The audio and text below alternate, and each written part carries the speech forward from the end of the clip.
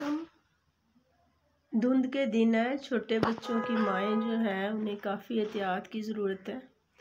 अब मेरे स्कूल में जो स्वीपर है उसके बेटे को निमोनिया हो गया, तो सिविल हॉस्पिटल से मेडिसिन के बाद अब आम डॉक्टर जो है वो गांव का बगड़ी पुल का उससे 7-8 हज़ार ले बैठा है सिर्फ भाप देने का।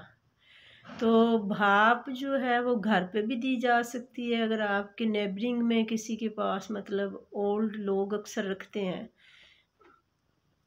मशीन रखते होते हैं जिससे भाप घर पे दी जा सकती है। अगर वो भी ना हो और बच्चा बहुत छोटा और उसको भाप देना मुश्किल हो, तो आप यूँ करें कि किसी भी देगची वगैरह में, पतीले में अच्छी तरह से पानी बॉयल करें और फिर उसका लिड ऊपर दें और छोटा कमरा जो बिल्कुल एयरली टाइट हो, उसमें जो है वो बच्चा वो बेड वगैरह पे लिटा लें। देखें वो करवट चेंज करके गिरे ना या इधर उधर ना हो, पास खुद बैठ जाएं।